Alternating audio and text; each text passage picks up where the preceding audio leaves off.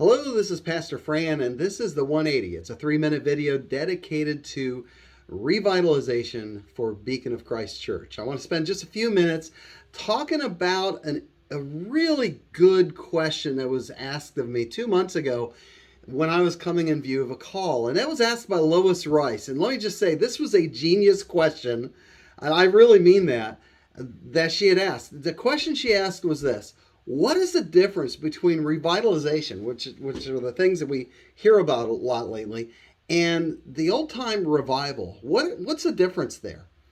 Well, my answer then is similar to my answer now. I want to expand on a little bit and talk about what it means to us. Revitalization is a process of preparing the ground for revival to take place. Very simply put. For example, we are getting ready to plant in after Mother's Day.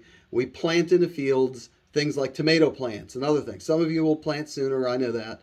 But whenever you plant seeds or you plant plants or you plant anything, you've got to make sure the ground is right. You want to plant on soil full of weeds or soil full of rocks or just a soil that's just not healthy. You want to make sure that the soil is healthy, and so you prepare it and you take time to do that.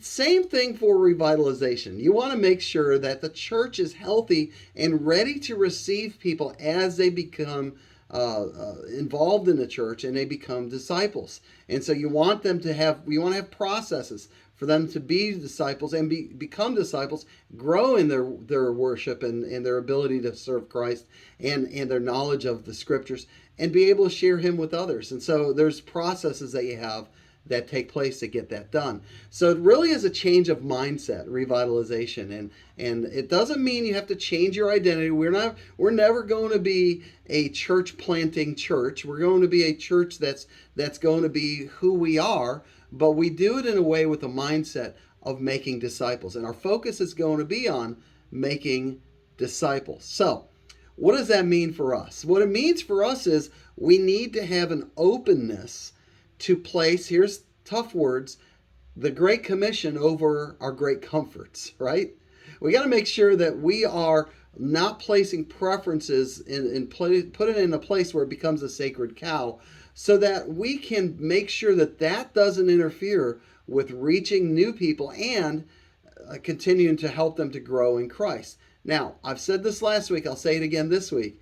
We don't have to sacrifice loving one another for loving the community or vice versa. We can love each other and we can love people that come in. We just have to find ways to make that work within our church. Hope this is helpful. This is Pastor Fran, and this is a 180. God bless you.